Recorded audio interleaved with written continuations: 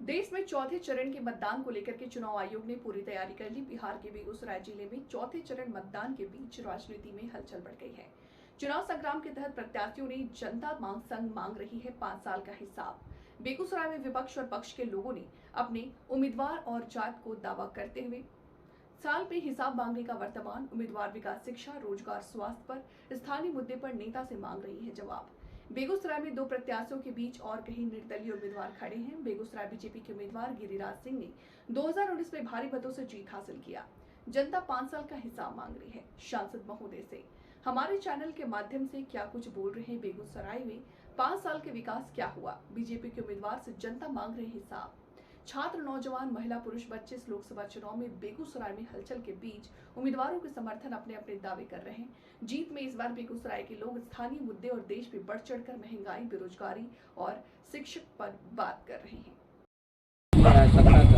नमस्कार, आप देख रहे हैं BTN 24। मैं इस वक्त मौजूद हूँ बेगूसराय में। बेगूसराय में लोकसभा चुनाव जो है चौथे चरण में है 13 मई को। इसको लेकर जो है बिहार में आज तीसरे चरण का मतदान भी है पूरे देश में। और इसके बीच जो है अभी मैं विजयनगर में स्थित आज हमारे चैनल के माध्यम से जनता से मांग रही है 5 साल का हिसाब बेगूसराय के लोगों से। हम अभी बुलाना चाहेंगे हमारे साथ बीजेपी के कैंडिडेट के समर्थन में आए हुए हैं डॉक्टर सुरेश प्रसाद जी हैं हमारे साथ। वो अपने मंच पर आए। कांग्रेस के नगर अध्यक्ष प्रिंस जी हैं, वो अपने मंच पर आ गए। CPI के जो उम्मीदवार के समर्थन में आए हुए हैं शंभू देवा, वो राजेश श्रीवास्तव, वो अपना स्थान ग्रहण करें। जो RJD के महिला नेता है। योजना हम कह दें कि हम पूरा वर्ल्ड आपके नाम लिख दिया तो वर्ल्ड आपके नाम नहीं हो जाता। मैं अगर कैमरा पे आप दिखा सकें तो मैं एक 2014 से 2023 का कंपैरिजन आपको दिखाना चाहूँगी। आप अगर कैमरा पे ले सके तो 2014 में हमारे देश पर कर्ज था 56 लाख करोड़ का। 2022 में 139 लाख करोड़। डेटा की बात कर रहे हैं, हम इधर उधर की बात नहीं कर रहे हैं। 2014 में डॉलर बेगूसराय में विकास हुई है। बेगूसराय में विकास, अच्छा एक चीज बताइए। नहीं, मैं आपसे बात करती हूँ। विकास का मापदंड क्या होता है? विकास का मापदंड होता है हमारे शिक्षा, हमारा चिकित्सा व्यवस्था, हमारा जो बेगूसराय के लोगों की रोजगार, प्रति व्यक्ति आय में बढ़ोतरी। कर रहे हैं, बहुत बढ़िया हुआ। दावा हम कर सकते हैं ना कि हम दावा कर दें कि हम भारत के प्रधानमंत्री तो प्रधानमंत्री हो जाएंगे, ना होंगे। तो दावा को जमीनी हकीकत में देखिए। क्या बेगूसराय को एक PMCH लेवल का अस्पताल नहीं चाहिए था? आप दरभंगा में DMCH है, मुजफ्फरपुर में SKMCH है, कई जिलों में उस लेवल का हॉस्पिटल है। बेगूसराय हमारा जो ज़िला है रेवेन्यू देने में सबसे आगे रहता है, औद्योगिक नगरी कहा जाता है, सरकार में योगदान है यहाँ के टैक्स का। तो क्या यहाँ एक उस लेवल का हॉस्पिटल रिक्वायर्ड था? विकास का मापदंड है ना। हमारे बच्चे जब यहाँ एग्ज़ाम्स देते हैं ग्रेजुएशन का, PG का, उनका माइनर मिस्टेक भी होता, कॉपी पेंडिंग में जाती है तो उनको दरभंगा की दौड़ लगानी पड़ती है। क्या बेगूसराय के स्टूडेंट को बेगूसराय में यूनिवर्सिटी रिक्वायर्ड है? तो मांग रख रहे हैं। अच्छा एक चीज़ बताइए जी। हम इलेक्शन के टाइम कह दें कि हमने मांग की कि बेगूसराय में ऑक्सफोर्ड यूनिवर्सिटी खोला जाए, तो क्या वो मांग मेरी जायज़ है? या 10 साल आपकी सरकार थी, आपको एक बार नहीं 2 बार मौका मिला। 10 साल में आप बेगूसराय में ये यूनिवर्सिटी बना सकते थे। बकरी का उदाहरण लीजिए कि ABVP के छात्रों के द्वारा दिया गया मांग सांसद महोदय के जाने के बाद फेंका हुआ मिला, वीडियो वायरल हुआ। उसके अलावा 1 मिनट इंडस्ट्री की बात करते, क्या रिफाइनरी, पेप्सिको, HURL, हर्ल जो है, थर्मल, यहाँ कभी सांसद महोदय ने ये सुनिश्चित करने का प्रयत्न किया कि बेगूसराय के डोमिसाइल को इसमें काम दिया जाए स्थानीय लोगों को? हो रहा है कोरोना से पहले मैं सर की बात बता दूं। सर जो बताए थे, निश्चित रूप से बेगूसराय ही नहीं संपूर्ण भारत में जो कुछ किया, बुनियादी सुविधा जो दिया जनता को, वो कांग्रेस ने दिया। सर ने भी कबूला, इसके लिए उनको बहुत बहुत धन्यवाद। वो कहाँ कबूल है? वो तो बहुत। और मैं उसमें 2 कॉलेज का नाम जोड़ दूं, सर छोड़ दिए थे। अच्छा। आयुर्वेदिक कॉलेज, पॉलिटेक्निक कॉलेज, जहां मैं बैठा हुआ हूं जस्ट बगल में अंडी रेशम उद्योग, जिसको अपने हाल पर मोदी जी छोड़ दिए। दाहिने तरफ चले जाइए, कम्युनिस्ट शासन जब तीसरे मोर्चे की सरकार बनी थी तो कुशमोहोत में मक्का अनुसंधान केंद्र बना था, जिसको अभी 10 साल से मोदी जी अपने हाल पर छोड़ दिए हैं। तो ये इनका था, वाजपेयी जी के समय में सुने होंगे इंडिया सैनिक। सर जी, धरातल पर तो उतारिए। आप दिनकर विश्वविद्यालय को धरातल पर उतार देते। जमीन जहां भी रेलवे का हो, एनएच का हो, कांग्रेस ने एक्वायर करके रखा। एक धूर ये बता दें भाजपा शासन में कहीं सरकारी एक्वायर हुआ है? बदला लेने मैं कोरोना पर जाऊंगा एक बात। ये बोलते थे मोदी जी, जरा यहाँ दिखाइए, मोदी जी बोलते थे 2022 तक हर एक गरीब को पक्का छत देंगे। क्या यही पक्का छत है?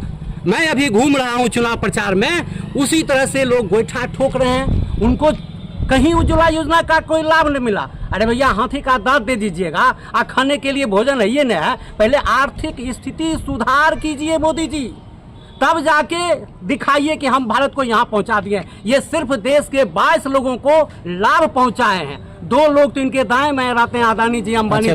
22 लोग तक ही देश का विकास हुआ। अब आइए कोरोना पर, जहाँ भी मोदी जी का कार्यक्रम हुआ, सरकारी कार्यक्रम, वहाँ अपना फोटो रखते थे चिपका के, यहाँ तक कि शौचालय बनाने में भी फोटो इनका रहता था। आज देखिए हकीकत है, कोरोना वैक्सीन का जो सर्टिफिकेट होता था कोरोना का, उसमें से अपना फोटो खींच रहे हैं। क्यों? राहुल गांधी जी सवाल उठाए थे कि ये जो कोरोना वैक्सीन है इसमें कहीं गुणवत्ता नहीं है, आज सही साबित हो रहा है राहुल जी का। बढ़ते हुए हिंदुस्तान के लोग इस बात को महसूस कर सकते हैं, और वैज्ञानिक तथ्यों को वैज्ञानिक आधार पर अगर उसका विश्लेषण होता तो ज़्यादा बेहतर होता। किसी भी वैक्सीन, मैं एक विज्ञान का शिक्षक हूँ, विज्ञान कक्षाओं में पढ़ाता था और आज भी विज्ञान विषयों के पढ़ने में रुचि रखता हूँ। किसी भी वैक्सीन का काम शरीर के अंदर जब इम्यूनिटी को डेवलप करना है, जब कोई फॉरेन बॉडी कहीं से आता है जिसके लिए हमारा शरीर तैयार नहीं है, तो उससे संघर्ष करने के लिए वैक्सीन बनाया जाता है। तो जो बनाया वही तो वही मैं बता रहा हूँ। तो 6 महीने तक उस इम्यूनिटी का असर रहता है। अच्छा। और 6 महीने के बाद अब हार्ट अटैक हो रहा है। हाँ। कोई इसका साइंटिफिक एविडेंस नहीं है कि किसी वैक्सीन के चलते किसी को हार्ट अटैक हो जाए, किसी को ब्रेन स्ट्रोक हो जाए, इसका कोई साइंटिफिक नहीं है। सबसे बड़ी बात ये कि दुनिया में आर्थिक दृष्टि से और मेडिकल इंफ्रास्ट्रक्चर की दृष्टि से जो सबसे समुन्नत राष्ट्र था इटली, अमेरिका, वहाँ कोरोना कालखंड में सड़कों पर लाश बिछी हुई थी। और हमारी जो आर्थिक स्थिति हिंदुस्तान की है, हमारी जो जनसंख्या है, भारतीय दर्शन, भारतीय जीवन पद्धति और माननीय प्रधानमंत्री श्री नरेंद्र मोदी जी के नेतृत्व में भारत के सरकार की सोच ने इस राष्ट्र को बचा लिया इस पेंडेमिक कोरोना के आगोश में जाने से। काल में देश भारत की जनता अच्छा काम किया, या दिखा देंगे। वो जो है राकेश सिन्हा जो मैंने बोल रहे हैं, हम यहाँ पटना से फ्लाइट उड़ी थी, दिल्ली तक गया था, भर रास्ता हमको गरियाते गए थे। अच्छा। भर रास्ता गया, अभी कहिएगा तो वीडियो निकाल के हम आपको अभी दिखा देंगे। तो ये क्या एक हमारे एमपी का ये शोभनीय चीज है? चलिए, वो भी हमारे सांसद थे। आप किस तरह देख रहे हैं इस स्वास्थ्य की बात बताइए हम। स्वास्थ्य में तेजस्वी यादव जब थे उप मुख्यमंत्री जी, तो स्वास्थ्य के क्षेत्र में काफी सुधार हुआ है। लेकिन उसके बाद जब ही पलटू राम उधर गए कि स्वास्थ्य विभाग का चरमरा चुका है। और विकास की लोग बात कर रहे हैं, कहते हैं रिफाइनरी का विकास हुआ। अरे बेगूसराय का विकास रशियन गेस्ट हाउस के दीवारों में दबकर प्राण तोड़ दिया है। और देश का विकास हिंदू और मुसलमान के दीवार के अंदर टूट चुका है, प्राण त्याग चुका है। ये तो बड़ी सवाल है सर। 5 सालों 3 बार उनका पूछो, एक बार पूछो ना हमरो से। रुकिए ना कि उतना संख्या होना चाहिए। संख्या तो है बेगूसराय में ना। तो मांग करते हैं ना। तो मांग करते हैं, एक और मांग करते हैं। हाँ। 5 किलो अनाज हमको नहीं चाहिए। 5 किलो अनाज नहीं चाहिए? नहीं चाहिए। दावा तो कर रहे हैं। 5 किलो अनाज हमको नहीं चाहिए। हाँ। वो बोलते हैं रोजगार देंगे, रोजगार नहीं देना। जब रोजगार ही नहीं देना है, जब रोजगार ही नहीं देना, बोलिए नहीं कि हम रोजगार देंगे, 2 करोड़ पर साल रोजगार देंगे करना है। बिहार में रोजगार इसी से बुझते हैं कि 50 रुपया लेवे जन्म प्रमाण पत्र, 50 रुपया लेवे जैसे मृत्यु प्रमाण पत्र 50। अभी देखिए बेगूसराय में रोजगार बताते हैं आपको, जमुना छोला भटूरा, एक छोला भटूरा बेच के कितना बड़ा बिजनेस जब अपना बिजनेस ही करना है, प्रधानमंत्री बोलते हैं कि हम अगर नौकरी देंगे, नहीं बोलना चाहिए।